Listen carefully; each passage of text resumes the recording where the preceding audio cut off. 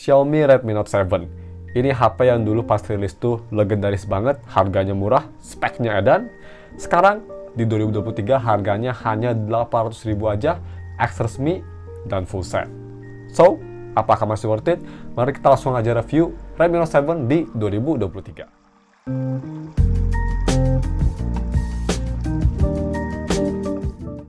Halo guys, nama gue Stefan dari StefTech dan mari kita langsung review si Xiaomi Redmi Note 7. Yap, ini HP yang legendaris banget.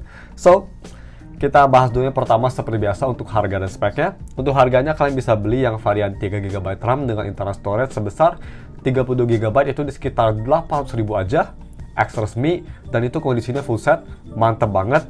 Kalau misalnya kalian mau nambah dikit buat yang RAM 4GB dengan internal storage sebesar 64GB, itu kira-kira di sekitar 1,2 jutaan gue lihat di OL Shop kayak Tokopedia atau Shopee. So, gue bakal taruh linknya di deskripsi kalau misalnya kalian mau beli HP ini, atau kalau misalnya kalian ingin wallpaper Tingyun dari Honkai Star Rail, gue juga udah taruh wallpapernya di deskripsi. Nah, untuk harga segitu ini speknya menurut gue lebih bagus daripada HP entry level baru kayak Samsung atau even Xiaomi.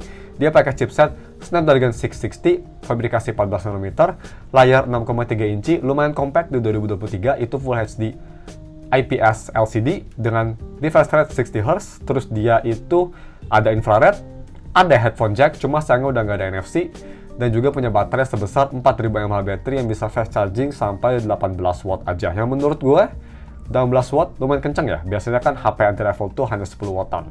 So, sebelum kita masuk ke desain dan displaynya, package kontennya.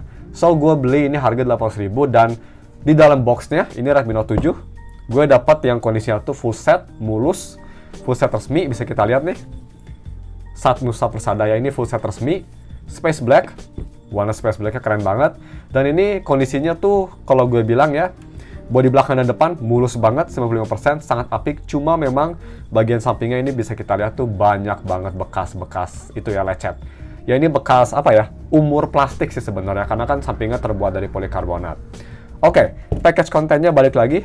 Kalau bisa kita buka, ini seperti biasa khas Xiaomi, susah banget ngebuka boxnya.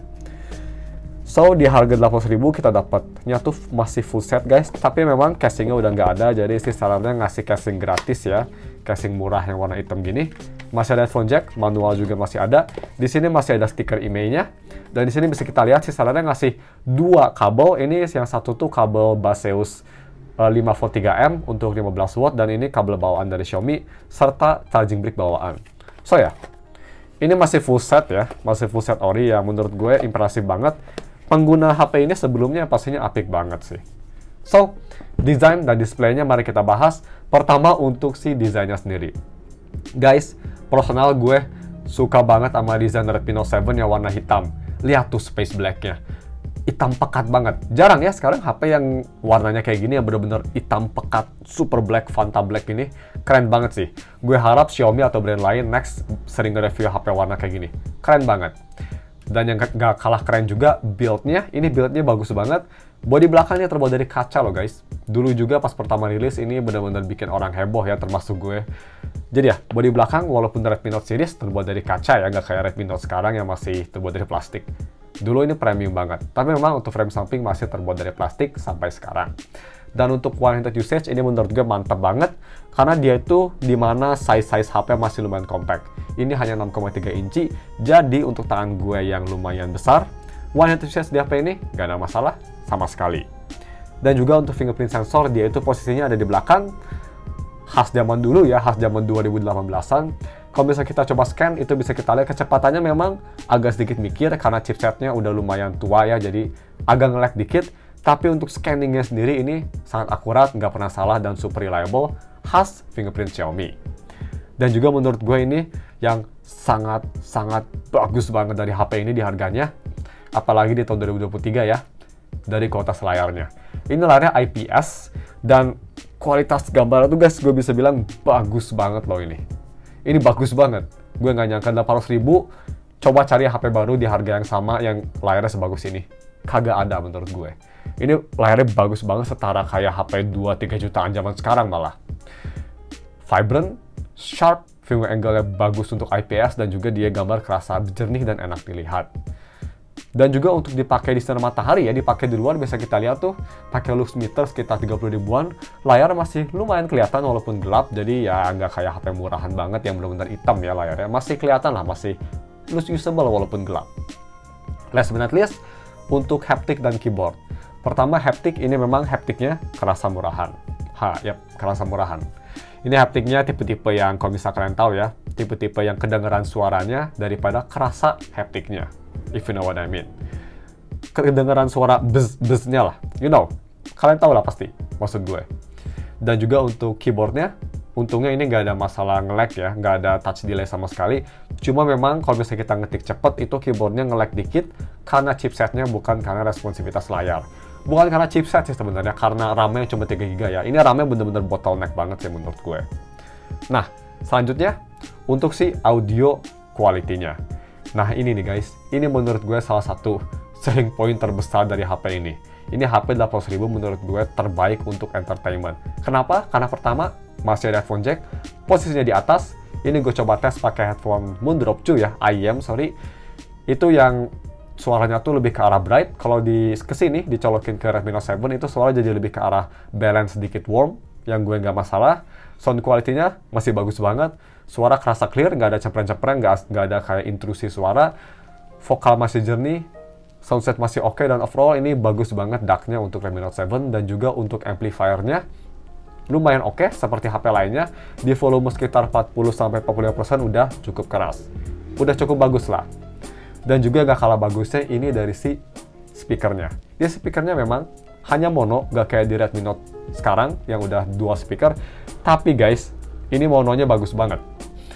Dia tuh mononya lebih ke arah warm ya, jadi lebih ke arah bassy, jadi vokal kerasa bulat, nggak cempreng sama sekali, dengan instrumen yang masih kedengaran dan soundstage yang cukup baik untuk kelas mono.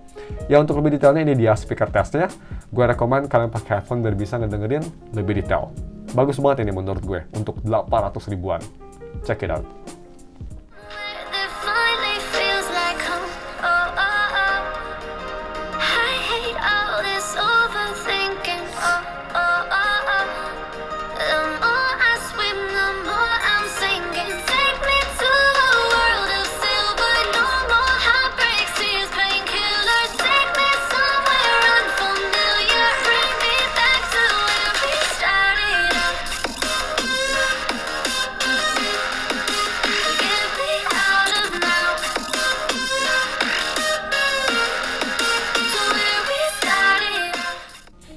Nah selanjutnya mari kita bahas untuk kameranya. Ini juga salah satu hal di Xiaomi Redmi Note 7 yang menurut gue umurnya tuh masih bertahan si kualitas kameranya. So, kamera belakang ini kayak dua kamera, tapi sebenarnya yang berguna hanya satu kamera ya. Karena kameranya itu sebesar 48 megapiksel, dan kamera keduanya itu hanya 5 megapiksel depth sensor yang menurut gue super useless. Sedangkan kamera depan ini di 13 megapiksel dan bisa nge-record video di resolusi 1080p 30. Sedangkan kamera belakang tadi dia bisa nge-record hanya di 1080p 60 aja sayangnya.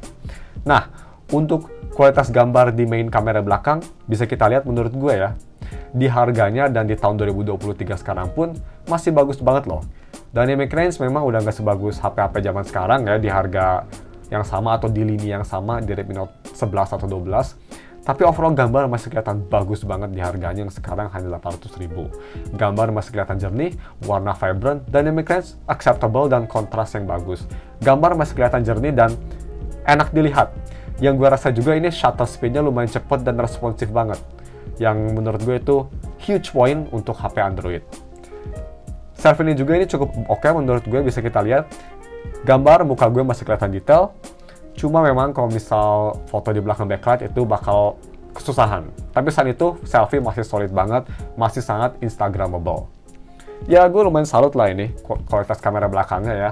Memang pada zamannya juga pas rilis kan, kalau bisa kalian ingat, Xiaomi itu bener-bener ngewah-wahin kamera 48 megapiksel dari Redmi Note 7 ini. Dan memang umurnya masih bisa bertahan even di 2023 sekalipun. Apalagi di harga segini cuma 800.000, menurut gue sih nggak ada HP yang lain yang lebih bagus daripada HP ini, menurut gue. So, untuk video recording sendiri, HP ini bisa nge-record di resolusi sampai 1080p 60, seperti yang gue bilang. Ini dia sampelnya pakai resolusi 1080p 60 di kamera belakang. Check it out. Oke guys, ini video recording pakai resolusi 1080p60 Redmi Note 7. Kita cek dynamic range 1, 2, 3. Cukup oke. Fokusin ke lumut. Ya cukup bagus ya, kameranya cukup solid. Kita fokusin ke anggrek. Fokusnya cukup cepat. Dan yang terakhir, jalan raya.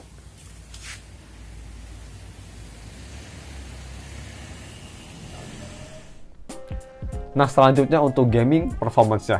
Ini salah satu aspek yang baru kerasa tua banget ya. Ini salah satu aspek. Tadi kan speaker, audio masih edan banget. Kamera masih bagus banget. Desain masih oke banget. Nah ini di gaming performance baru kerasa tuanya.